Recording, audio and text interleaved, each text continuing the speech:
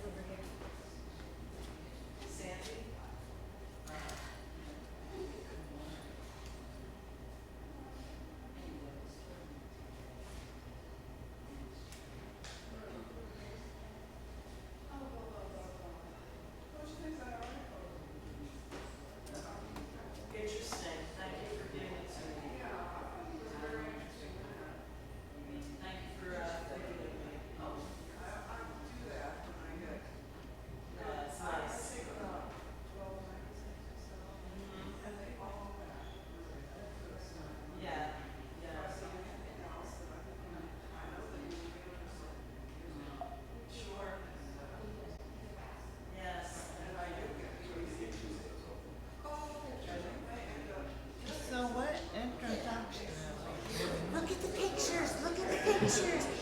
Look at the pictures on the slide. What introduction are we reading? You're not doing it. You're not.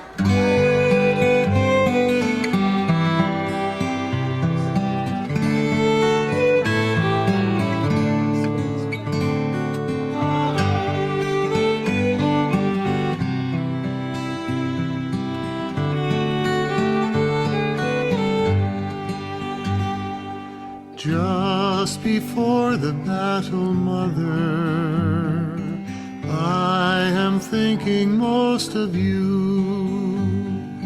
While upon the field we're watching, with the enemy in view.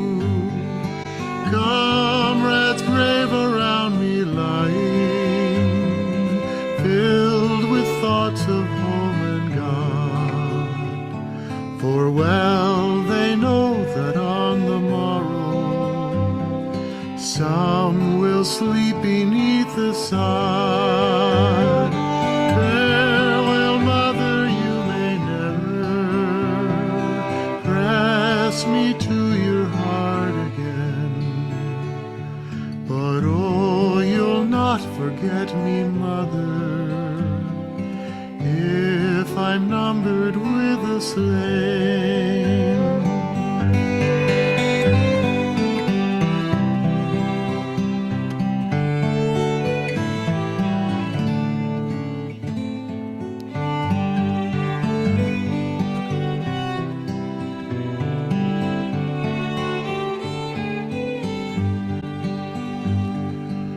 hark, I hear the bugle calling. 'Tis the signal for the fight.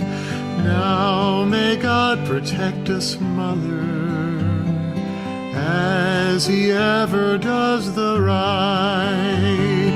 Hear the battle cry of freedom, how it swells upon the air.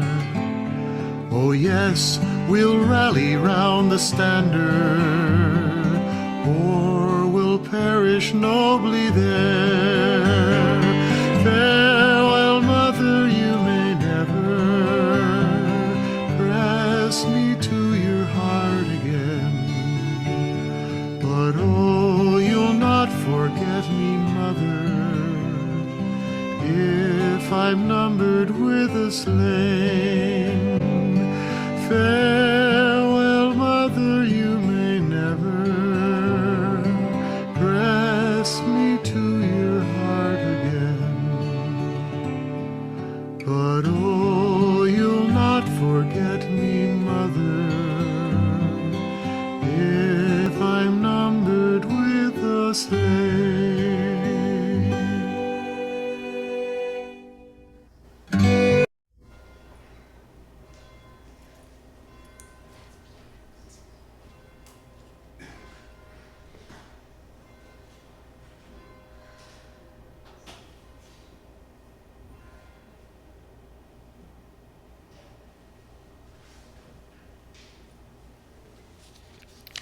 Good morning.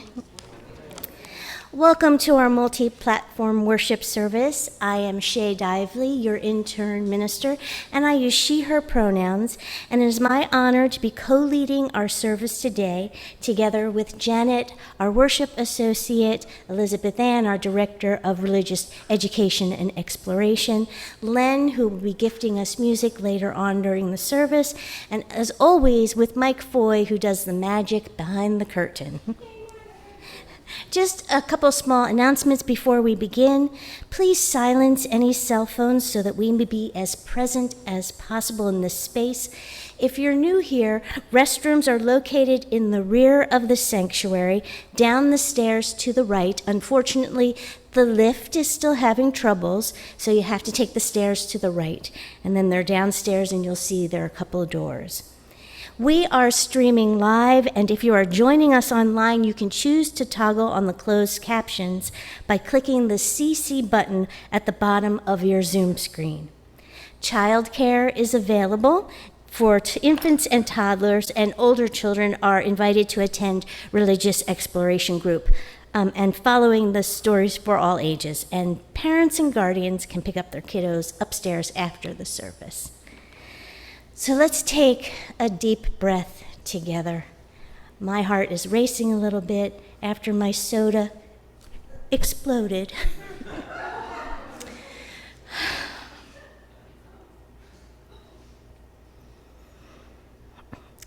This is a UU congregation, which means we are people of many differences, many different faith traditions, different racial identities, different gender expressions, and all different ways of moving in and showing up in the world. And we are people of togetherness who make covenant promises to be together and to act with love for transformation, liberation, and healing.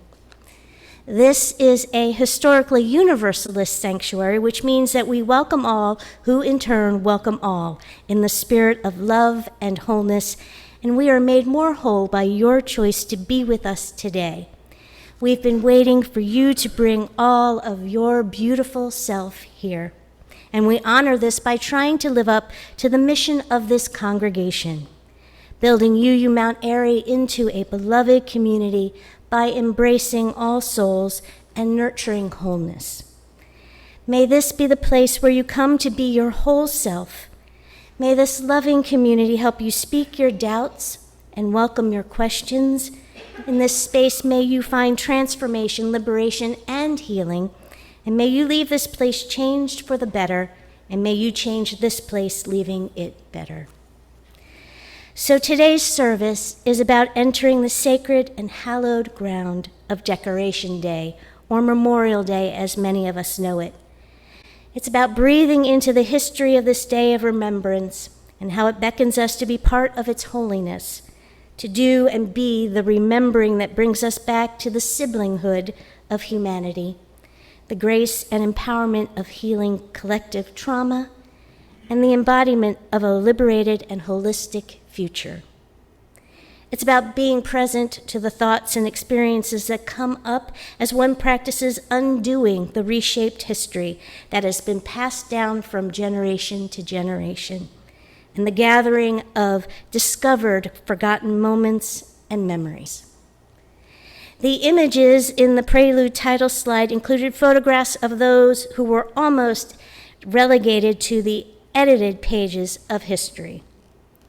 The soldiers standing in front of the guardhouse are members of the 107th Colored Infantry Regiment, whose fort overlooked the Potomac River and was part of the defenses for Washington, D.C.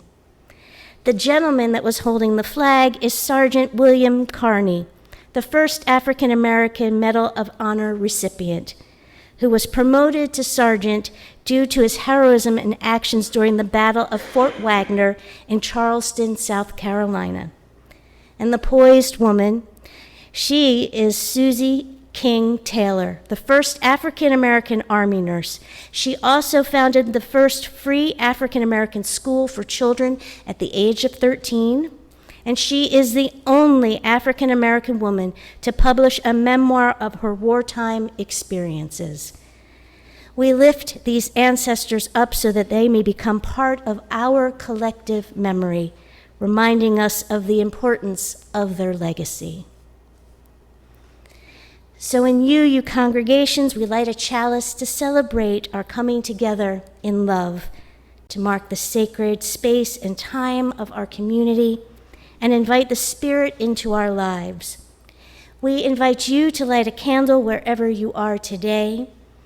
And today we're going to kindle our chalice with words by Nicole McKay.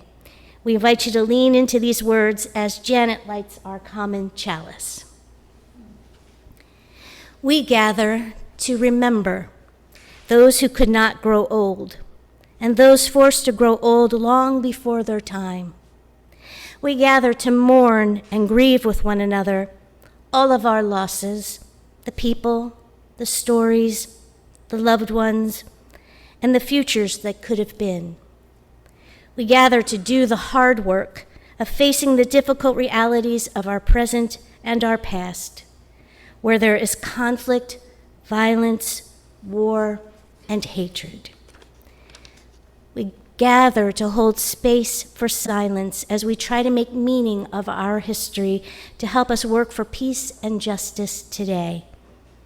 We gather to rekindle our source of hope for our future by recognizing in one another our shared humanity as we join in a concerted commitment for a better tomorrow. We gather because we need community to do all of this holy work. Our opening hymn is number 318, We Would Be One. Let us rise in body and spirit as we sing together.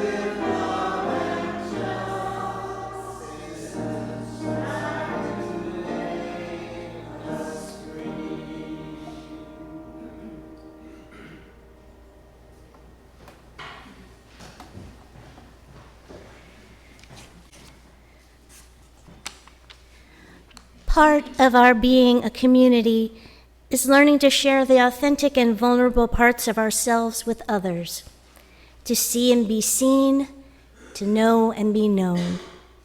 We make space today for that sharing, all of which helps to build this congregation into beloved community.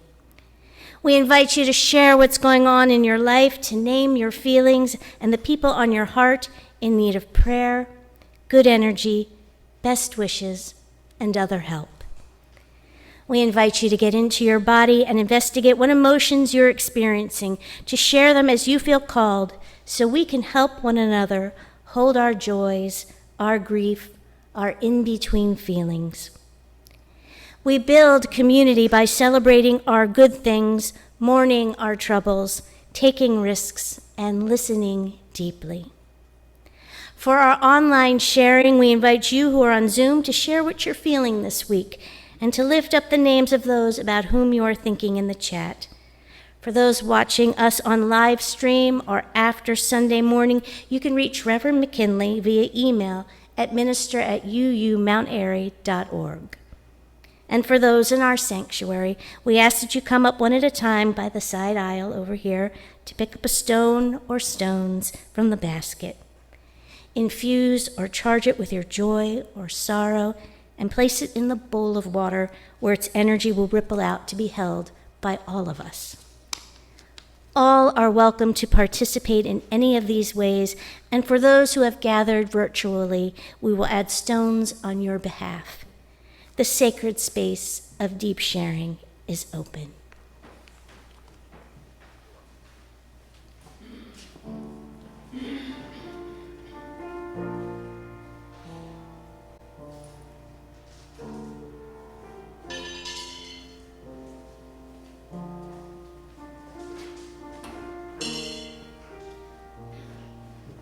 Hello, my name is Jane, and I have two joys.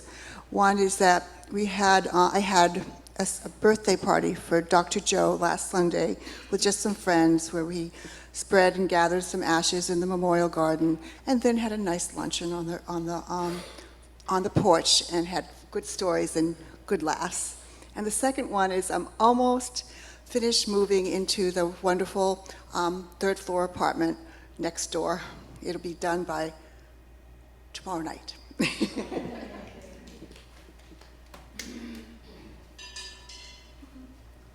My name is Annabelle. Since we moved to Folkways, one thing that really annoyed me about the community was that they had scent zappers in the community bathrooms, zapping scent every 30 minutes, and they had colored scented hand lotion I'm allergic to. So this really annoyed me because I live there now. So I'm happy to say after 6 months and after I joined the environmental committee and after I spoke to the person in charge of it, we now stop the zappers and we have unscented, undyed lotion in the bathrooms. That makes me very happy.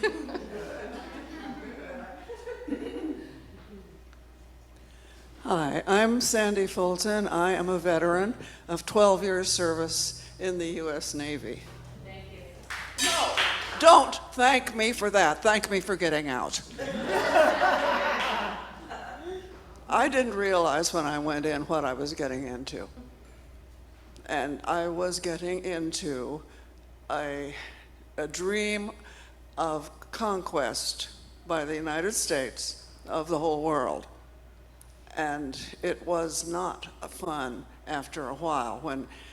When we invaded Vietnam, and that's what we did, I started thinking, for the first time in my life perhaps, and I got out in 1968 after the Tet Offensive kind of went boom, and it was just a happy day when I got out. 3 days later, I went down to the office of the Vietnam Veterans Against the War, signed up, and took over as their secretary for a while. And and I am still a member of the Vietnam Veterans Against the War, most of whom now are dead.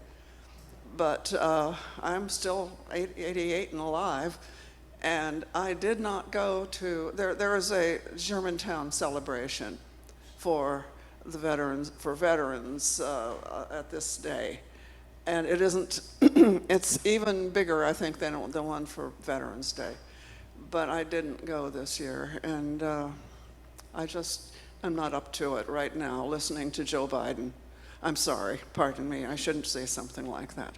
But I wish that all of us could dedicate ourselves to peace, and peace around the world, and that it has to stop with what our country has been doing. And I really do thank you, Sandy. everybody who is involved in these things.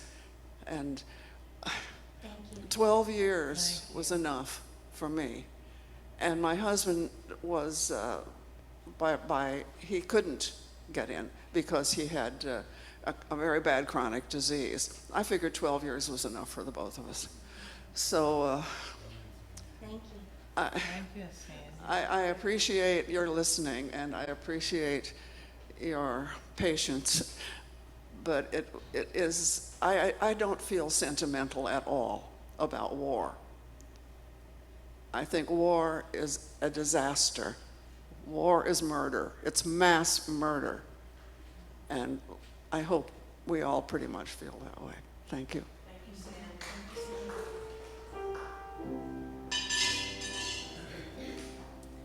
Hi, I'm Linda, and I have a great joy.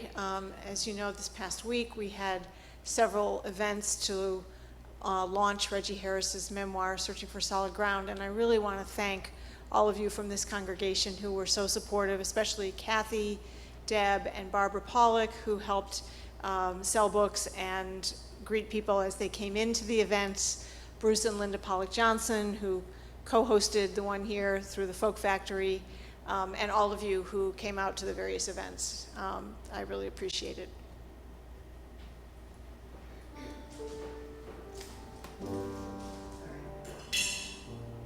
Okay.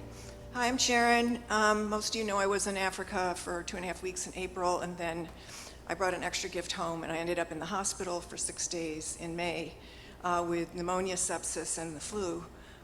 And so I had not been coming here in person. This is my first trip back since getting out of the hospital, so I'm glad to be here, and I'm thankful for everybody who supported me. And I'm still recovering. I'm not 100%, but I appreciate all the support that came in.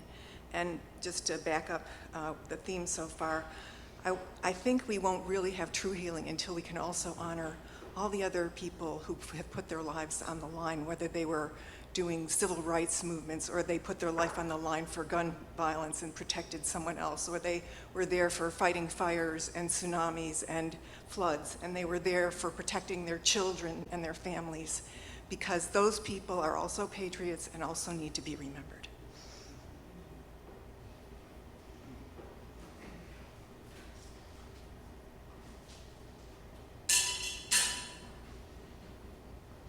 Hi, I'm Ron Soper.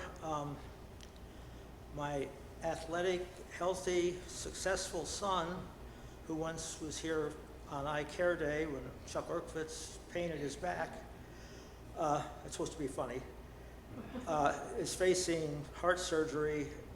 It was going to be the end of June. Now it's delayed because when they did the catheterization, they had to put in a stent, and that checks everything out. Anyway, he's been trying to avoid it for a year, and now he has to face it. So please pray, meditate for him. Thank you.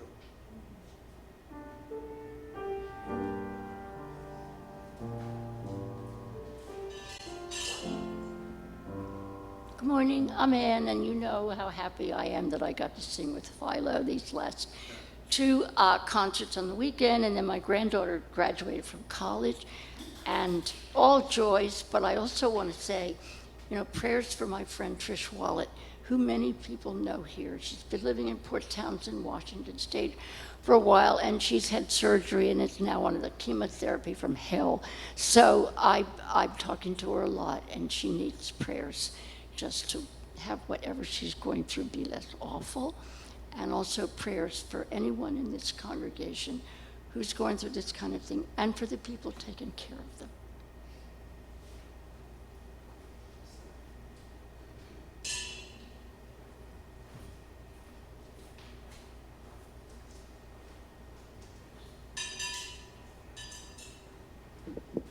Wow, I have to. Good morning, I'm Jill. I have two joys to share. I shared about maybe 5 weeks or so ago that my first cousin and I went to Queens to take care of our much older cousin. And this time, this week, I went and took her to see a doctor just to have a checkup because Sandy, I think 88 is the new 50. She just turned 88, and her health is amazing, as I hope yours is too. Amazing for someone of her age who also had not been to a doctor in we don't know how long. So that was really a really good day. It was a beautiful day for the trip, and my other joy is always, every day, my son Jordan, who is just fills my heart, and he's just such a wonderful child.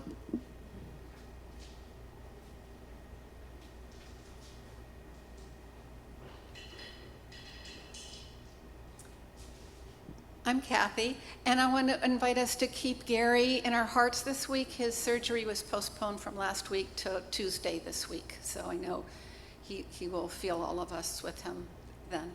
And also your healing wishes for our son who broke his heel and also a closed fracture on a metatarsal. So he's in a boot and a scooter for 5 weeks and at home with us.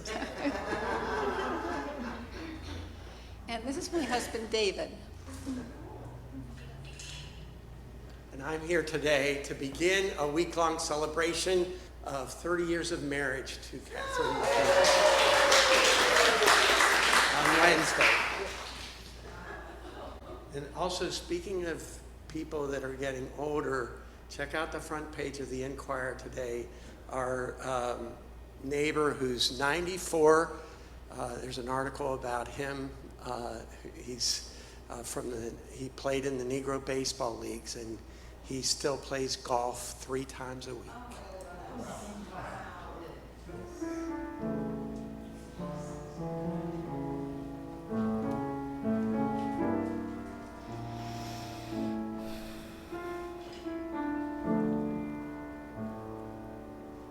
Elizabeth Ann, would you please add a final stone for all those joys and sorrows not shared out loud, but held in the secret, sacred quiet of our hearts? Thank you. Friends, will you join me in prayer however you define prayer? Spirit of life,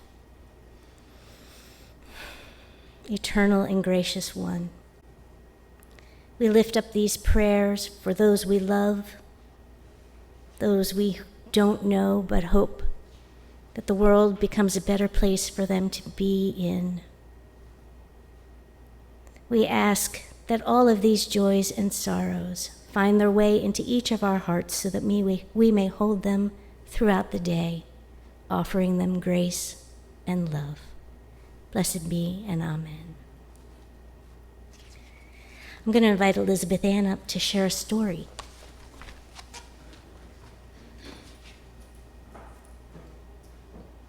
Clearly, I need to lower this thing. Okay, there we go. I think. There. Hi, everybody. I'm Elizabeth Ann. I am your Director of Religious Exploration. So happy to be here with you this morning. And I'm grateful that y'all helped me bring my mother into that space. That's what that marching was around. Neither one of us can resist a Sousa march, you know, and she has gone on to her reward, as they would say in her religion. And I wanted to bring both of my parents in today, because in our family, we do celebrate Decoration Day. We've always called it that. My prop. My dad and I would go to the garden center and get something like this and go to each of our ancestors' graves in the Scottdale Cemetery in Westmoreland County in western Pennsylvania. And it would be like this really big project, and I loved it, loved it, loved it. And my dad was a religious person, but he didn't go to church. And I remember as a child saying, "Oh, I don't have to go to church. You don't go to church." And he said, "The forests and the streams are my cathedral." And so this ritual that we had with plants and our ancestors was like his, one of his spiritual, religious acts. And I loved it every year. And I would look forward to it every year. And I started going with him probably when I was like maybe about 7 or 8. And, we would go to the garden center and then pick out the plants that we wanted. And I don't know about you, but how do you honor your grandparents, your parents, your great-grandparents? It's like, I want to invite you all into some kind of ritual with that. Some of us in this congregation honored our someone in our religious lineage, Frances Ellen Watkins Harper, by going to decorate her grave. It was not Decoration Day. But this plant, in RE, we have been talking a lot about transformation and interdependence as it relates to gardening. And I learned that from my daddy. He had huge gardens, flowers and herbs and vegetables and fruit trees and berry bushes. We lived in the country. And, I was always a universalist, but I didn't know it existed. So I'm grateful to my ancestors, including the ones that founded Baptist churches in rural Pennsylvania, but my dad who opened my brain about what we might believe. And yeah, my mother was a lot of fun, and she could not resist a Sousa march, and I learned how to get right in there with that. And so this day is challenging, but it's about honoring ancestors, however you may think about ancestors. And that's my takeaway for this story of honoring ancestors in the way that makes sense to us. And so my parents are now in the Scottsdale Cemetery, along with my grandmother Ashby, my aunt Patricia, and my cousin Selena, all in this one plot. And my dad would go around and bless each of the graves. And one of the people that is in there is my younger brother, who died as an infant, James. And so my dad would go over to James' grave, pat it, and say, "Hey, little fella, how you doing?" And ancestors, whether they're an infant James or my grandmother Ashby, who lived into her 80s, or my great-grandmother, who I'm named after, Mary Elizabeth Lee, who lived into her 70s. They're all there. And my dad and I would go around and connect with each of them. As the next time I go home, which will be sometime this summer, I will go around and say, "Hey, Daddy, how you doing? Hey, Mom. Hey, little fella. Hey, Miss Mary Elizabeth. Thank you, Grandmother Ashby. Because if it weren't for you, I wouldn't be here." Honoring ancestors, decorating them, whether it's a shrine or a place in your home with their photograph.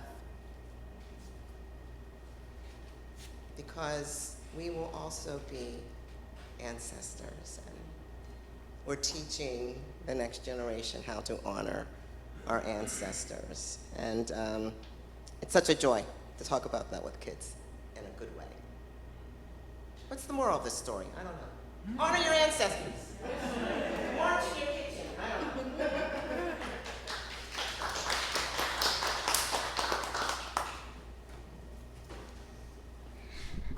I'd like to invite Janet forward to share her reflection.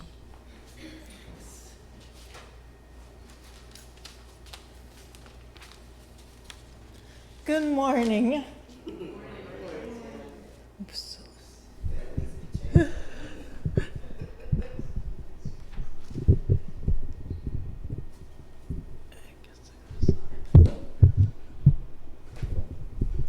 Can you hear me?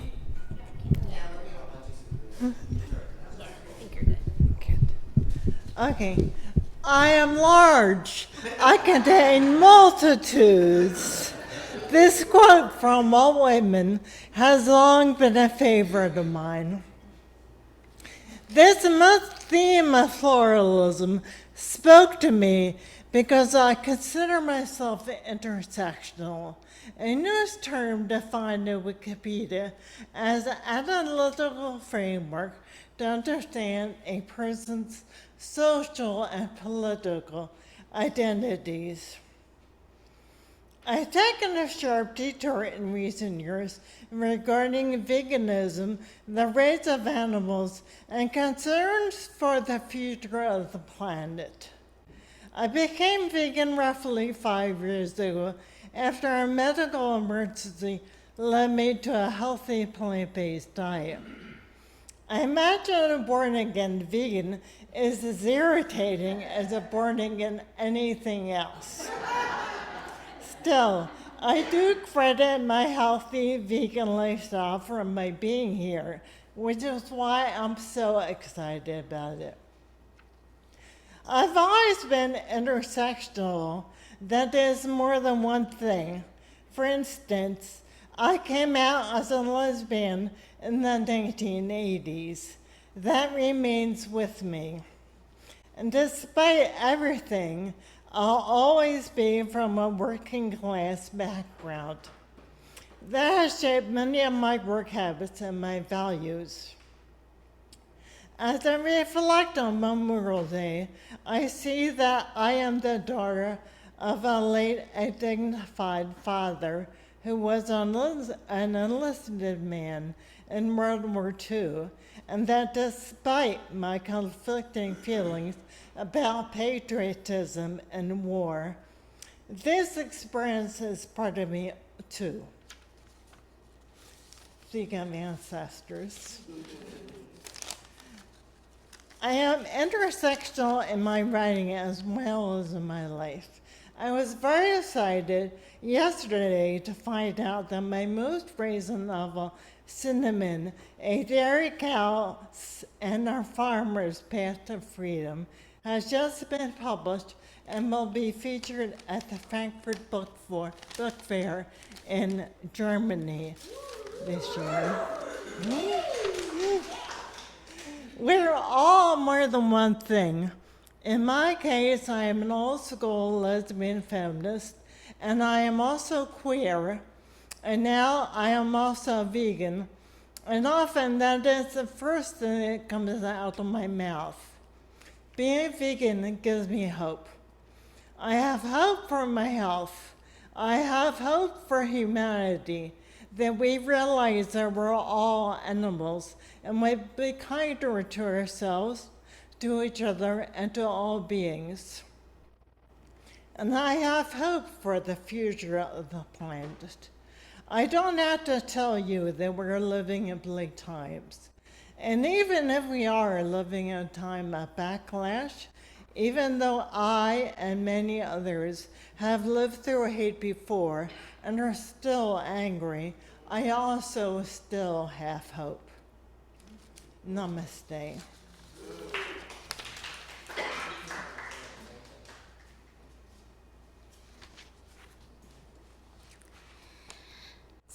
And now I'm short. Okay. As I shared in this week's newsletter, I am a history nerd. I love learning about historical events by watching documentaries, researching archival photographs, footage, and audio, discovering new music, attending lectures, and finding articles and reading books, although it's difficult. I do read books. I think that this love for history and widening my understanding of historical events was fostered by my parents and then further cultivated by various teachers and professors I've had. One teacher particularly comes to mind today, Mr. Goodwin, my high school history teacher. I think I had class with him during my senior year, which would be in 1983. He used to always do this thing, specifically, and then he'd mention a big point. And I'm sure that if you asked my brother, he could do the same mannerism. I can remember him sitting on a stool in front of our desks, and he looked very intently at us, closed his textbook, and said, "And now we're going to talk about the Vietnam War." He then started his lecture on the conflict and the war, inviting us to ask questions as he proceeded. You see, the Vietnam War was still a topic that was rarely discussed, and very little information was provided in our textbook. It basically said, "And then there was a war, the end." Very few people talked about their family members who had fought or lost their lives in or to this war. It was a silent heartache that we all carried in one form or another. And Memorial Day had become a very complex holiday to talk about and to navigate. So from Mr. Goodwin, I learned to research the history, the story that was not being talked about, and to bring it to light. And over the years, my heart began to find a way to be a peace lover who honors the sacrifices made by those who have served. Over the last couple of weeks, I've been widening my understanding of Decoration Day, the original name for Memorial Day. And as I was doing research for historical music and photographs, I was surprised and stunned to find that one of the earliest ceremonies was held by freed African Americans a month after the Confederacy surrendered in 1965. That was not what I had learned in school. As I kept researching articles and drilling down into links embedded in articles, I came across a story about a historian, David Blight, who had been researching materials for a book on the Civil War.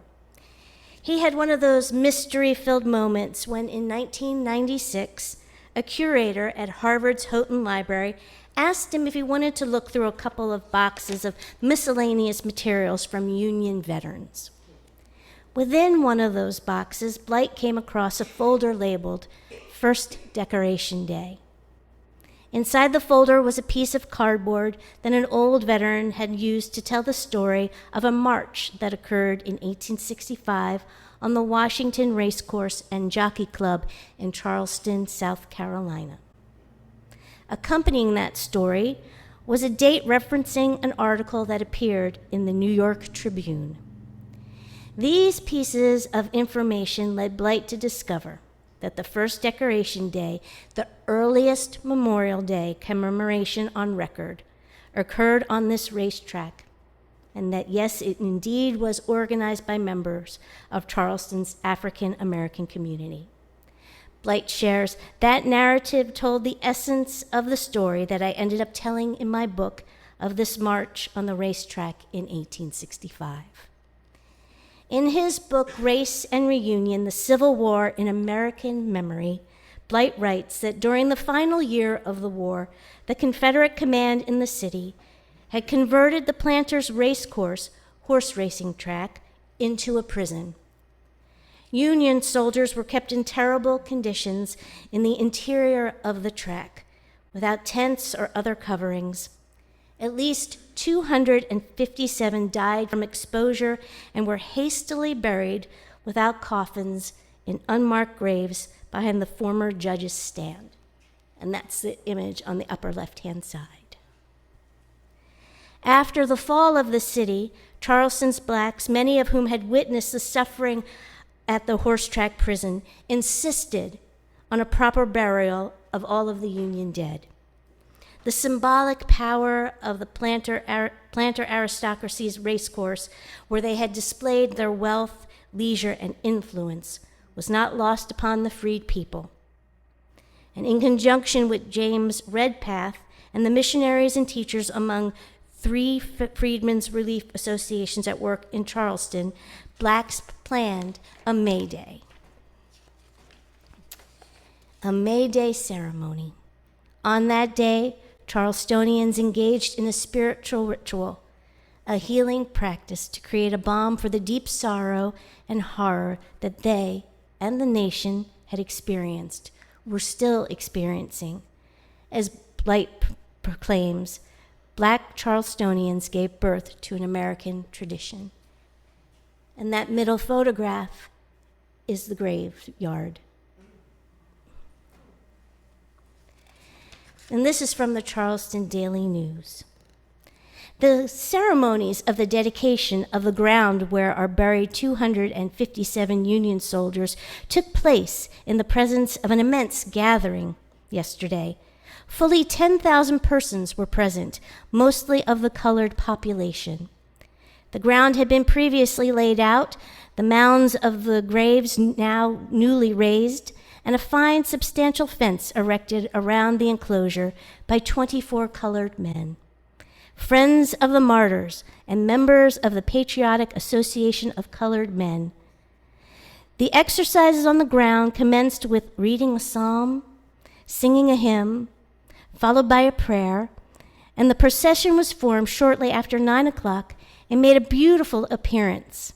Nearly everyone present bearing a handsome bouquet of flowers. The colored children, about 2,800 in number, marched first over to the burial ground, strewing the graves with their flowers as they passed. After the children came the Patriotic Association of Colored Men, an association formed for the purpose of assisting in the distribution of the freedmen's supplies. These numbered about 100 members. The Mutual Aid Society, an association formed for the purpose of burying poor colored people, about 200 strong, followed next. These were followed by the citizens generally, nearly all with bouquets, which were also laid upon the graves. And while standing around the graves, the school children sang the Star-Spangled Banner, America, and Rally Round the Flag. And while marching, John Brown's body, etc. The graves at the close of the procession had the appearance of a mass of roses. Among those present at the speaker's stand inside the enclosure were General Hartwell, Colonel Gunry, Colonel Beecher, Reverend Mr. Lowe, Mr. James Radpath, and others. And they read a letter by an admiral who could not attend. But sadly, as Decoration Day, as the ceremony spread across the country, and as Charleston rebuilt itself in the late 1880s, white Charlestonians had no interest in remembering an event held by former enslaved people to celebrate the Union dead. Blight states that didn't fit their version of what the war was about. Eventually, the narrative was reshaped, giving James Redpath, a Northern abolitionist, credit for the Memorial Day, and diminishing the formerly enslaved's role to black hands strewing flowers, which knew only that the dead they were honoring had raised them from the condition of servitude, as was written by Paul H. Buck in his book, The Road to Reunion, in 1937. This type of reshaping of history continued on and is evident in the atmosphere and focus of the 50-year anniversary held at Gettysburg in July 1913. There you go. So it was created to look as though there was harmony amongst the North and the South. But as you look at all the pictures, there are no African Americans included.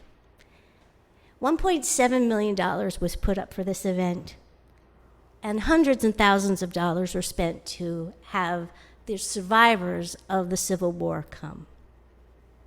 but African Americans were not necessarily excluded, but definitely not welcomed. And Blight writes, "This glorious remembrance of this day was all but overwhelmed by an even more glorious forgetting." He writes, "Of course, nations rarely commemorate their disasters and tragedies unless compelled by forces that will not let the politics of memory rest. One should not diminish the profoundly meaningful experiences of the veterans themselves at such a reunion. The nation, through the psyches of old soldiers, they had achieved a lot of healing. But the 1913 Peace Jubilee, as the organizers called it, was a Jim Crow reunion, and white supremacy might be said to have been the silent, invisible master of ceremonies. At a time when lynching had developed into a social ritual of its own horrifying kind, and when the American apartheid had become fully entrenched, many black leaders and editors found the sectional love fest at Gettysburg more than they could bear. A reunion of whom? One asked in the Washington Bee. Only those who fought for the preservation of the Union and the extinction of human slavery, or also those who fought to destroy the Union and perpetuate slavery, and who are now employing every artifice and argument known to deceit and sophistry to propagate a national sentiment in favor of their nefarious contention that emancipation, reconstruction, and enfranchisement are a dismal failure." He continues, "Black responses to such reunions as that at Gettysburg in 1913 and a host of similar events demonstrated how fundamentally at odds Black memories and I would say experiences were with the national reunion. In that disconnection lay an American tragedy not yet fully told by 1913, and one utterly out of place at the blue-gray reunions." So this picture, I think, is more accurate of how the day went. You can feel the tension and the discontent. There were arguments that occurred during the event. There were a lot of outbursts. And they had been told that day, they had been told that during the week, they were not to discuss what the cause of the war was. "We are not here to discuss the genesis of the war," said the governor of Virginia. "But men who have tried each other in the storm and smoke of battle are here to discuss this great fight. We came here. I say not to discuss what caused the war of 1861 to 65, but to talk over the events of the battle here as man to man, thus ensuring that trauma would continue, thus ensuring that anger would displace any kind of love that could happen." The quote that appeared under this photograph read, "Now the friendly angle, one of the most affecting sights witnessed during the present reunion of Confederate and Federal veterans at Gettysburg, is depicted in this photograph. Across the stone wall, which marks the boundaries of the famous Bloody Angle, where Pickett lost over 3,000 men, for 6,000, these old soldiers of the North and South clasp hands in fraternal affection." I don't think so. We all know that when trauma isn't dealt with, when truth doesn't come to light, it festers in our beings and it perpetuates itself onto the next generation and the next generation. And although that statement is so far from the truth, the media of that day helped to reshape the narrative and the course of progress. And it makes me wonder, it makes me think, what if we could be so courageous that we stepped into the energy of that first Decoration Day? What if we opened up our hearts to the love and the hope of siblinghood in that moment? The love where people gave their lives to fight for what was just and right, what they knew to be true about siblinghood, and those who honored them by reburying them, by laying flowers on their grave, by blessing them. What if we went back to that moment and understood that each person that we see in a mass grave connected to a war is also one of those people?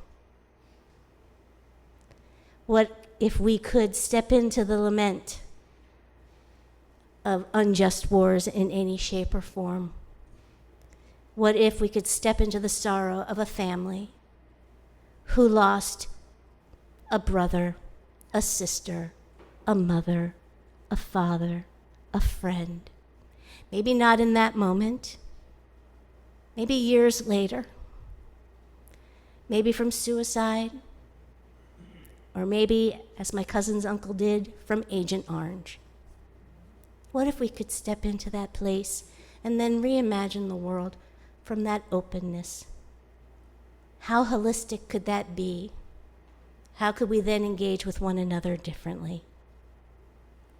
It's deep work. It's vulnerable work. It's all those things we talk about being beloved community and being with one another. Maybe be so courageous. May we stand together while we do it, knowing that we are mightier when we are together. Blessed be, and amen.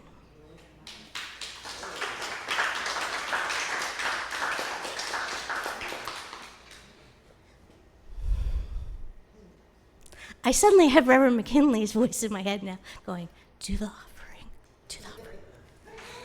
So now is the time when we take up our offering of financial resources for the good of this community. If it is your first time with us, there's no expectation that you give anything than a yellow, white, or pink contact form. Red or yellow or pink or blue, purple or orange or green. I can see a rainbow. Okay. Or letting us know how you found us and how we can support you. We know there are many ways to give back to this congregation, and we encourage you to find a way that works for you. For giving of financial support, your money or checks put in the plate will be used to fund the ministries of this church, and any pocket change or other money that you designate change for change, online or by putting them in the white envelopes in the pews, will be sent to this month's selected Change for Change organization in Cobra, Philadelphia. More information is on the screen about how to give. So the song chosen for today's offertory is The Vacant Chair. The words are from a poem by Henry S. Washburn and were set to music by George F. Root, who is the same composer who wrote the prelude. Washburn wrote the poem after he heard about the death of a family friend's son, John William Willie Grout. Grout had been killed at the age of 18 at the Battle of Ball's Bluff. The poem first appeared in the Worcester Spy around Thanksgiving 1861, and it portrays the grief of losing a loved one to war. Though Root was a Union sympathizer, his songs expressed universal sentiments and found popularity on both sides of the Mason-Dixon line. Sometimes they were rewritten. Not sure how he felt about that. The photograph on the right of the song title is of Willie Grout. The photograph to the far right is of the Shaw 54th Regiment Memorial, reminding us that all families feel this loss when someone is lost to war. The monument by Augustus St. Gaudens commemorates the valiant efforts of Colonel Robert Gould Shaw and the men of the 54th Massachusetts, one of the first Civil War regiments of African Americans enlisted in the North. Again, we lift up these ancestors so they may become part of our collective memory, reminding us of the importance of their legacy. The offering will now be gratefully received.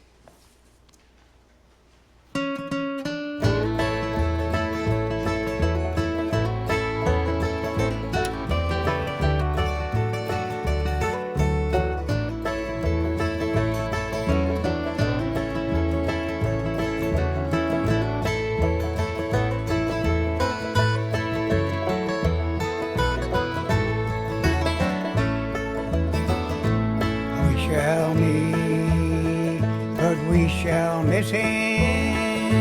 There will be one vacant chair. We shall linger to caressing while we breathe our evening prayer.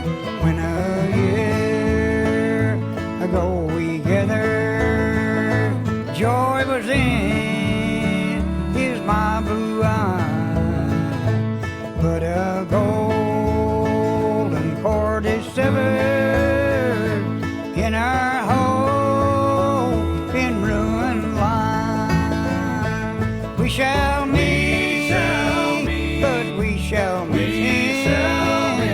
There will be one vacant chair. We shall linger to caress him while we breathe our evening prayer.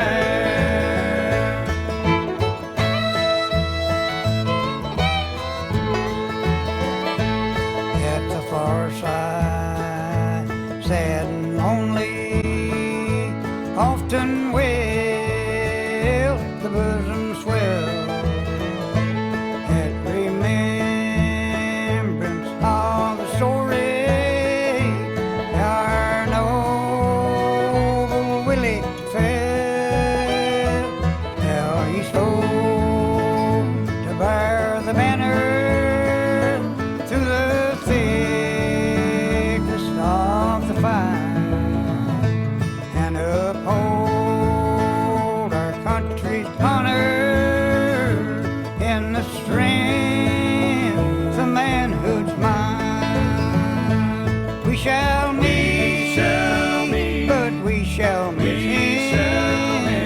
There will be one vacant chair. We shall linger to caress him while we breathe our evening prayer.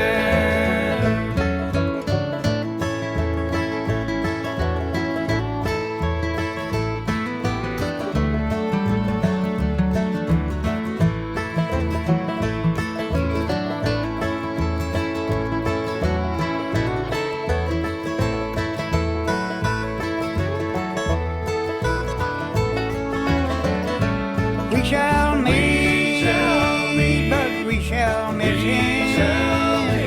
There will be one vacant chair. We shall linger to caress him while we breathe our evening prayer. While we breathe our blessed prayer.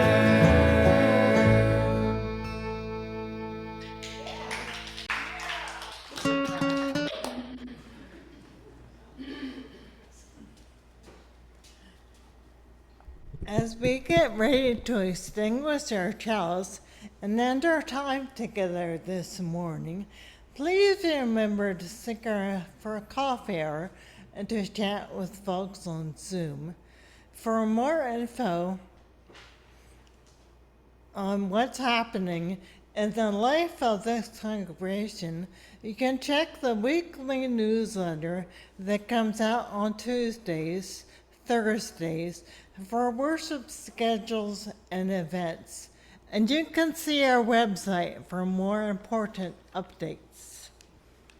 Please extinguish your chalice at home. Also, let us lean into these words together as we connect through time and space. Please join me.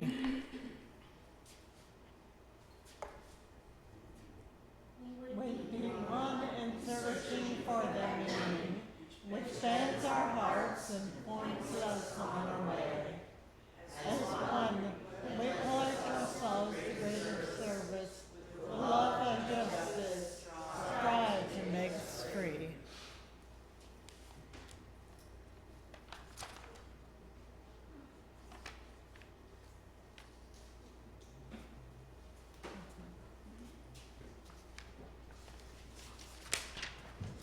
Our closing hymn is number 162, Gonna Lay Down My Sword and Shield.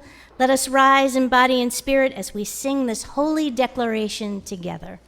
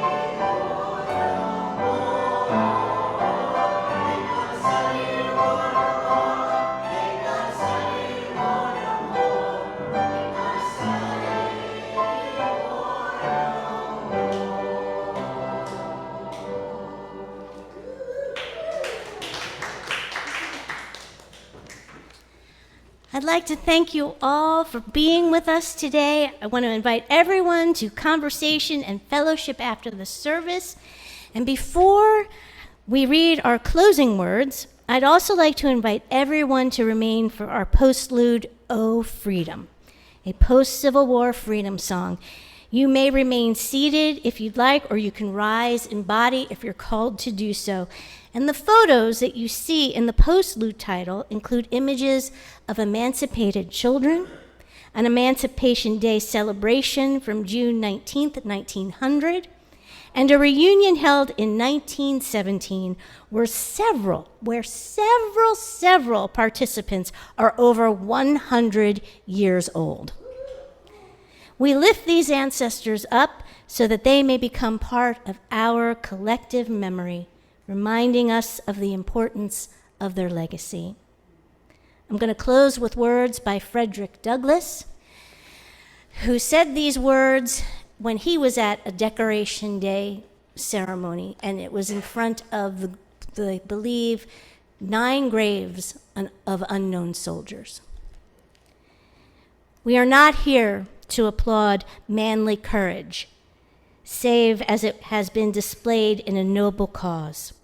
We must never forget that victory to the rebellion meant death to the republic. We must never forget that the loyal soldiers who rest beneath this sod flung themselves between the nation and the nation's destroyers.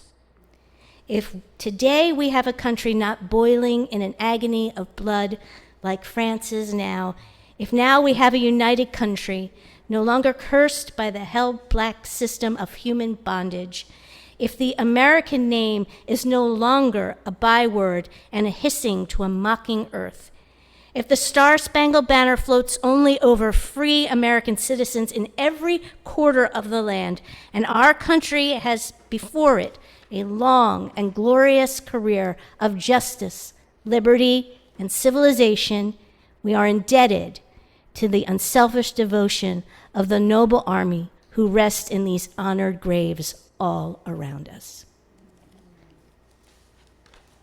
Blessed be and amen. Oh, freedom. Oh, freedom. Oh, freedom over me. And before I'll be a slave, I'll be buried in my grave and go home to my Lord and be free. Oh, freedom. Oh, freedom. Freedom. Oh, freedom. Oh, freedom over me. Over me. And before I be a slave, I'll be buried in my own grave and go home to my Lord and be free. No more weeping, don't you know? No more weeping. No more weeping over me. And before I be a slave, I'll be buried in my own grave and go home to my Lord and be free. Oh, freedom. Oh, freedom. Oh, freedom. Freedom. Oh, freedom. Freedom over me. And before I be a slave, I'll be buried in my grave and go home to my Lord and be free. And before I be a slave, I'll be buried in my grave. I'm going home to my Lord and be free.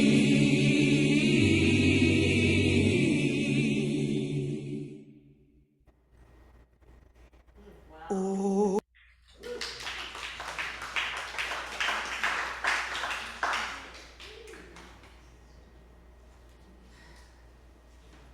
Thank you, everybody.